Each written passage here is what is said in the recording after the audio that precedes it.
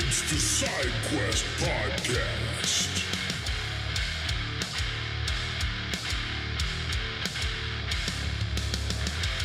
So, back in 1969, an Apollo astronaut is standing on the desolate surface of the moon, right? Right. And he looks out into the black vacuum of space, and he reports seeing this vertical, hovering flash of blue light. Which is just a crazy thing to think about. It really is. And for decades, the details of that encounter, along with all the physical evidence, were just, locked deep inside a military vault. Yeah.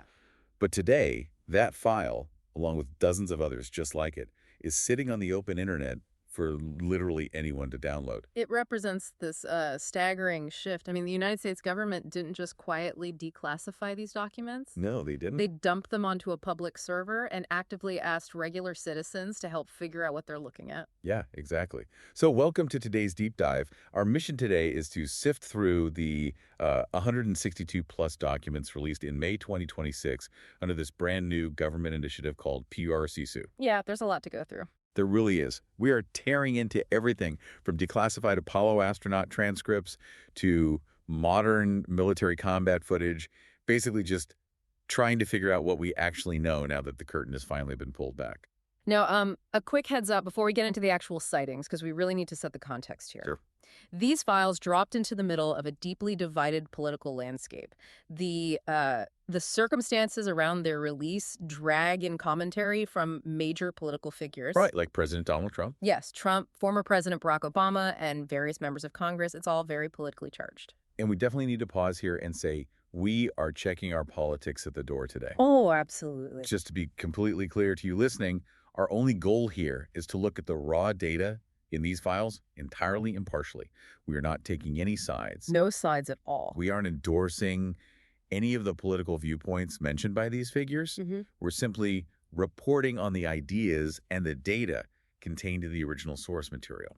Right. We just want to figure out what the government is actually admitting to. Exactly. Which honestly requires an incredibly rigorous level of critical thinking. When you're handed a mountain of data that the military explicitly labels as, unresolved, your brain... It just wants to fill in the gaps. Right. The human brain immediately wants to fill in the blanks with whatever narrative it prefers. We have to really resist that and stick to the mechanics of what is actually on the page. Okay, let's unpack this. Because before we look at the blue flashes on the moon, we need to understand how and why these files bypassed traditional classification in the first place and ended up on a public website. Yeah, the backstory is fascinating. So this is all operating under the PRSU initiative, which stands for the Presidential Unsealing and Reporting System for UAP Encounters. And let's define that acronym right out of the gate.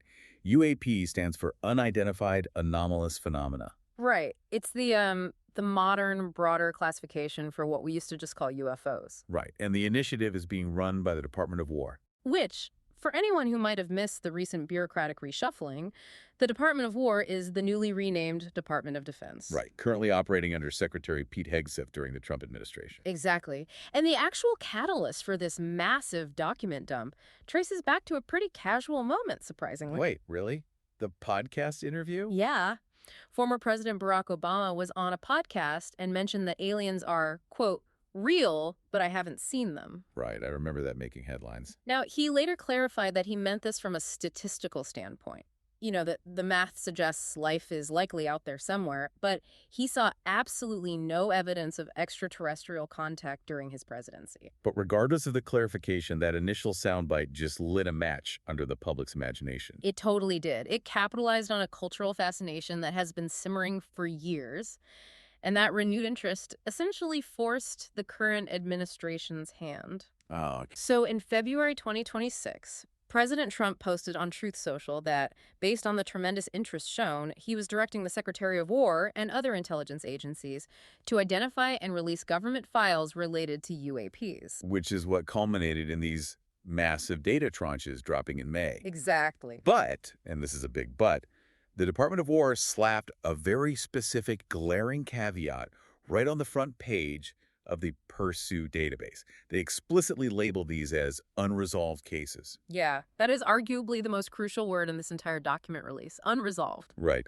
It's like the government is opening up a sprawling cold case vault. Oh, that's a good way to put it.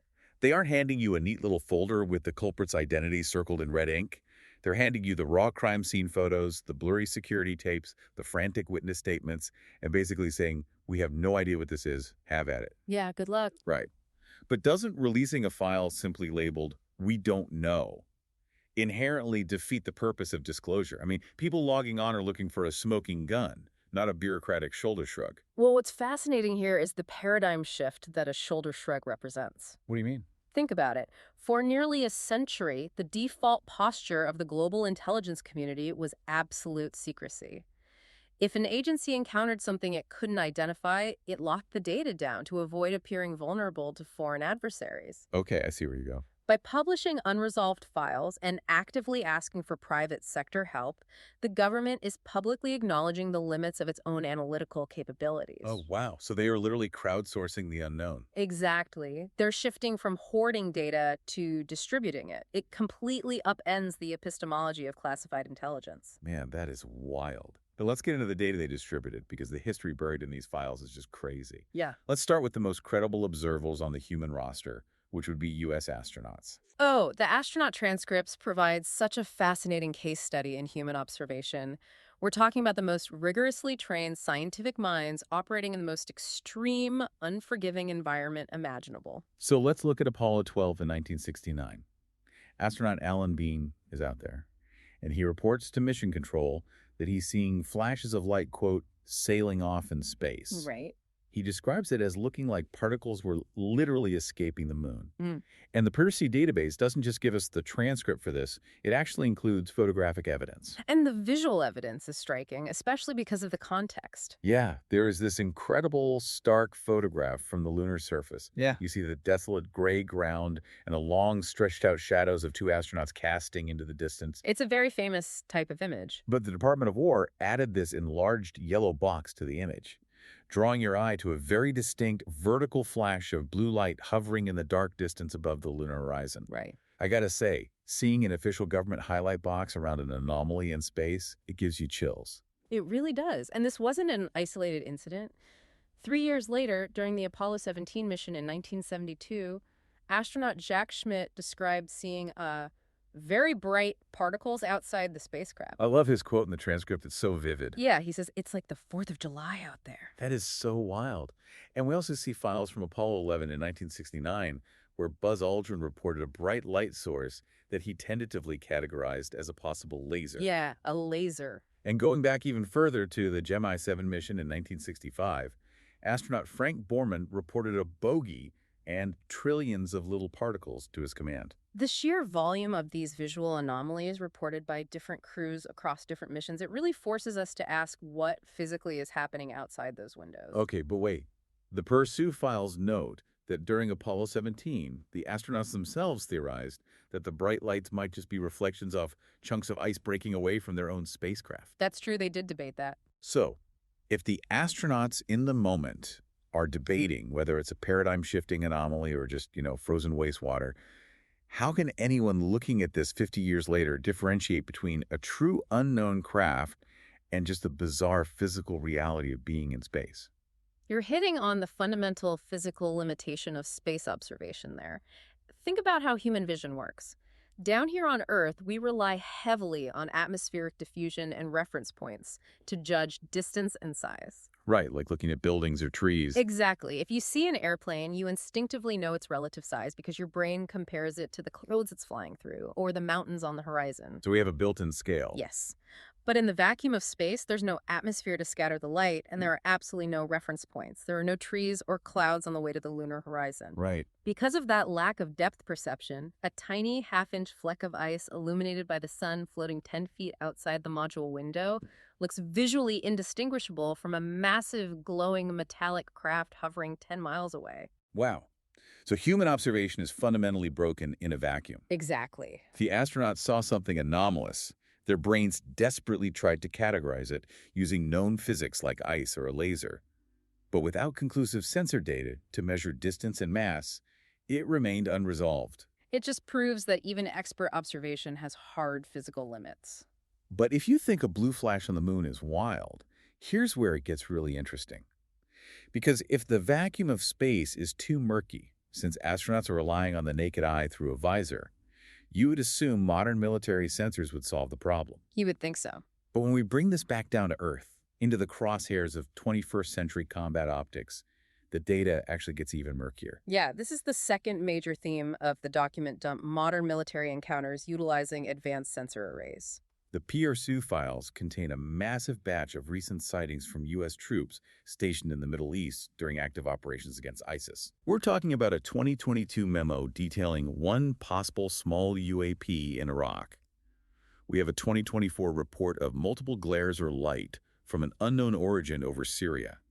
And there are other reports pouring in from the UAE and Iran. And we finally have video evidence attached to these modern reports, which is huge. One specific clip from the Middle East in 2022 shows a distinct oval-shaped object streaking incredibly fast from left to right across the screen. Yeah, I saw that video, but the military report attached to it flags the oval object as a possible missile. Right. And there are plenty of other historical files mixed in to show this isn't just a recent phenomenon. Like, the database includes a 1973 CIA report about a UAP in the USSR, documents from the Sandia Base in New Mexico from the late 1940s, Oh, yeah, those are fascinating. and even older footage appearing to show an F-16 fighter jet engaging and shooting down a UAP. The inclusion of high-stress combat footage really completely shifts the context of the data. It does. But let me throw a wrench into this modern combat data, though.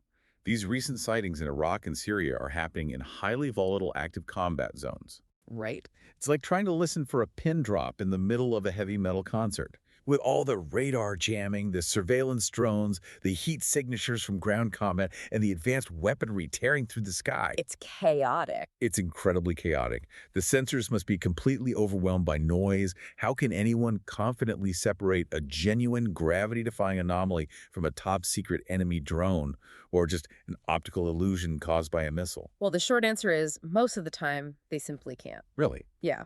Modern sensor fusion, where a fighter jet's computer tries to stitch together radar, infrared, and optical data into one cohesive picture, is incredibly powerful. But if an object is moving in a way that doesn't match a known flight envelope, or if the battlefield is heavily saturated with electronic warfare, the computer can output gibberish. Oh, that makes sense. The sensors get confused just like the human eye does. So wait, is that why the Department of War explicitly states on their website that the descriptive and estimative language in these memos merely reflects the subjective interpretation of the person writing the report? Yeah. Yes. They are essentially passing the buck. They're saying, hey, don't blame us if this turns out to be an enemy drone. We're just giving you the blurry video and the pilot's raw notes. Well, I wouldn't say it's passing the buck. It's actively preventing institutional confirmation bias. How so? If a soldier in Syria sees a flash on their targeting pod and hurriedly types possible missile into the log, the military is releasing that exact raw note rather than scrubbing it. Okay. If they filtered the data to fit a polished, definitive narrative, they would be accused of a cover-up. Oh, definitely. By releasing the raw, unfiltered human error alongside the sensor data, they're showing the chaotic reality of intelligence gathering. They're essentially saying, this is the exact mess we are dealing with. We still can't close the case. Which naturally brings us to how society is processing this mess. Dropping 162 unresolved, highly subjective, utterly fascinating documents onto the open internet is obviously going to cause a massive societal reaction. Oh, the reaction is fiercely divided, but the dividing lines are not where you might expect them to be. That is the ultimate irony of this whole event to me. Mm. You would assume the core UFO community, the people who have dedicated decades of their lives to researching this, would be either screaming from the rooftops in victory or rioting because there are no alien bodies hidden in the files. Right. But instead, they are the most pragmatic and grounded voices in the room. It's true. The sources profile several individuals who perfectly illustrate this measured response. There's John Eric Edge, a therapist and a regional director for the Mutual UFO Network in Texas, who has been deeply invested in this topic since he was a teenager. Yeah, and then there's Elaine LaParena, a California grandmother who has been searching for answers to her own experiences since she was a child. And their reaction to this historic, unprecedented dump of classified files, they actually found it slightly underwhelming. Underwhelming. Yeah. They openly acknowledge that there are no immediate world-shattering bombshells here, but they simultaneously view it as a highly positive, necessary first step. Right. They recognize that this per-CU database is a bureaucratic victory aimed more at conditioning the general public to transparency than providing the hardcore enthusiast with a smoking gun. Exactly. They understand that psychological disclosure isn't a single explosive event. It's a slow, methodical process. But while the civilian enthusiasts are taking this patient, measured approach, the reaction within the political sphere is explosive. The political discourse surrounding Peersu highlights fundamentally different views on the role of government transparency. For sure. On one side, you have figures like NASA Administrator Jared Isaacman, who applauded the release. He argued that the pursuit of knowledge, no matter how messy the data is core to unlocking the secrets of the universe. And over in Congress, you have Representatives Tim Burchett and Anna Paulina Luna. Right. Both of them forcefully praised the document dump, calling it a massive first step toward breaking the Pentagon's monopoly on the truth. But the counter perspective is just as loud. Former Congresswoman Marjorie Taylor Greene sharply criticized the entire release. She did. She dismissed the Pursuit initiative as a shiny object propaganda tactic. Her argument is rooted in the idea of attention as currency.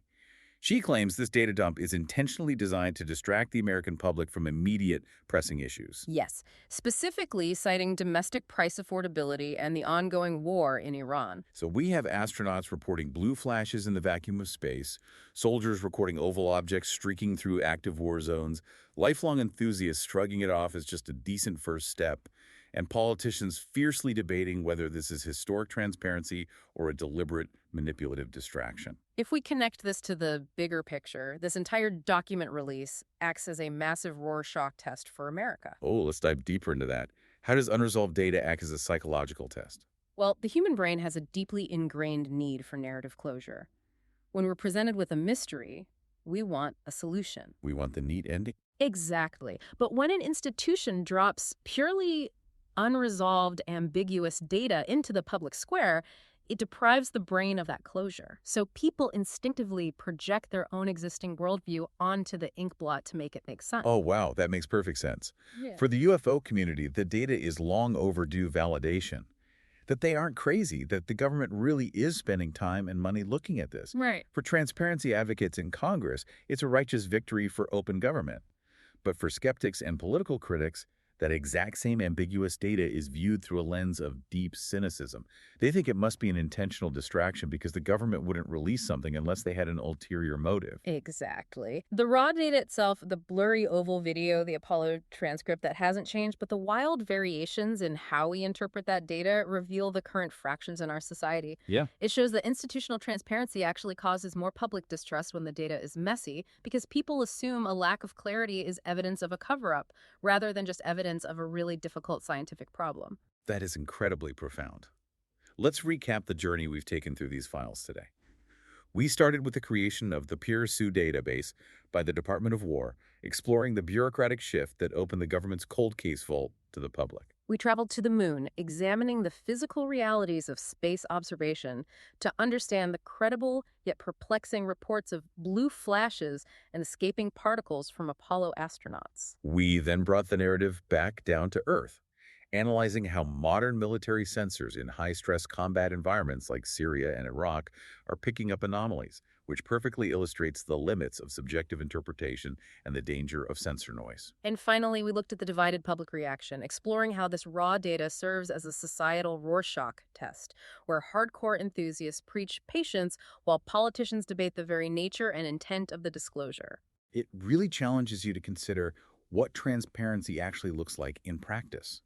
Because when the government finally pulls back the curtain on the unknown, the truth almost never looks like a neat, wrapped-up Hollywood ending. Usually, it's just raw, messy, entirely unresolved data. Which brings us to perhaps the most disruptive implication of the entire PRSU initiative. What's that? The Department of War didn't just release these files for our entertainment. They explicitly and officially invited private sector analysis to help solve these mysteries.